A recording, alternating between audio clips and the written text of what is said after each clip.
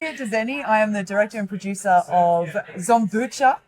It's what is it? It's a comedy feature film about a couple who are trying to decide between continuing their careers or starting a family together, whether they have what it takes. And in the process, they become the unwitting custodians of a sentient kombucha strain that turns their entire neighborhood into zombies. So I suppose you could say it's not just a comedy. It's a horror film. Something a little bit extra. What happens is they lose their jobs. Yes. And once that's happened, they go down to a farmer's market and they meet this guy, Kai, who is making an absolute killing on selling kombucha at like $35 a bottle, right? And so they're like, do you know what? That seems like a good way to make some money. And so they steal his SCOBY, which is a symbiotic culture of bacteria and yeast that is what is used to make kombucha. It's very creepy, very slimy. I had a lot of them growing in my kitchen at one stage in preparation for this film. And are they white? Little fungus spores? It's like a big. It like takes on the shape of the vessel and the whole like mother brewing vessel, and they start raising it essentially as their child, and it is the source of their entire business and everything. But in raising this thing, you sort of like see their whole relationship, the cracks in their relationship appear, and they turn into human zombies. Yeah, what kind of zombies? It's more like drones of the mother. So anybody that's consumed this, what becomes quite popular kombucha, they then like are under the control of this like mother SCOBY who's got this whole agenda of her own, and they've been raising it. They've been you sort of realize further into the film that maybe they were chosen by her. Like, did we choose her or did she choose us? It's that same sort of feeling of when you have children.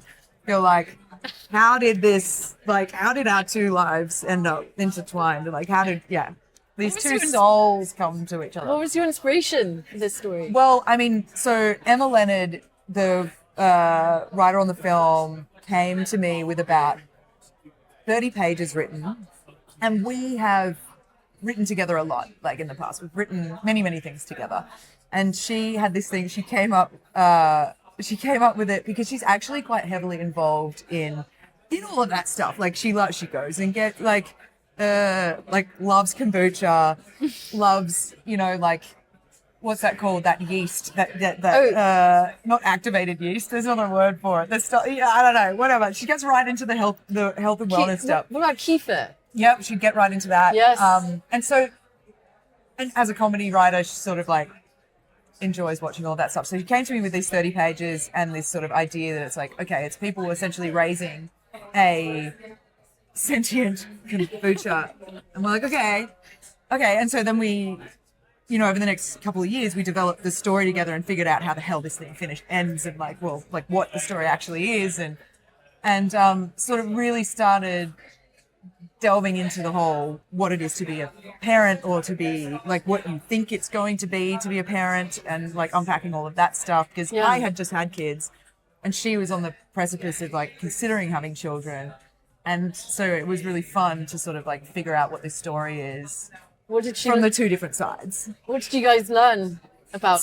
Oh man, it's like, are you going to, do you know what?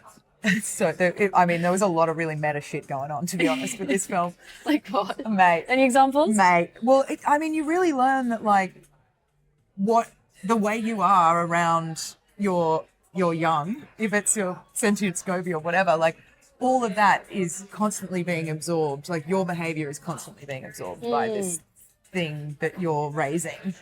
If it's your child or your dog or your, like, sentient kombucha, the whole thing about being a parent is that you have to like just stop and consider what it is that you want to put into the world. It's like being a director, or a writer. It's like, what am I doing here? Because you sort of like, I'm going to say through your 20s, you're like, I know who I am and I'm going to put all of this, like, this is what I'm about or whatever, but you haven't stopped to go, oh shit, maybe some of that I'm an asshole.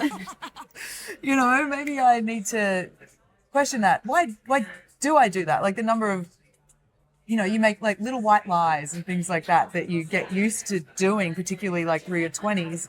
And your kid turns around and goes, how come but you're not supposed to lie? And like, oh no, we're just going to not tell them now because then like this is the payoff. And they're like, well, we shouldn't do that. And you're like, oh shit.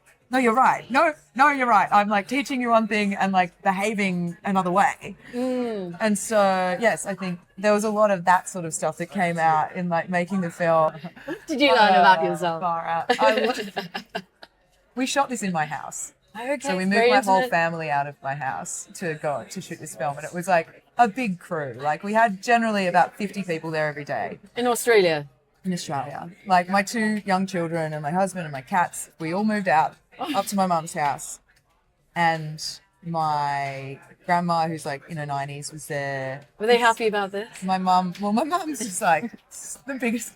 My mum's the MVP of this film, to be honest.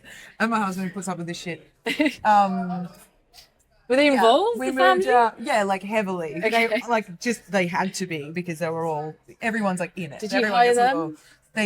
So the hot doctor's my husband and the receptionist in the fertility clinic is my mum. They get like their little moment on screen. I'm like, everyone I know is in this thing. And like all of the zombies coming down, like when, as I was saying, we destroyed our house. No. It was cooked. And like we had the floors redone. It was covered by insurance, thankfully.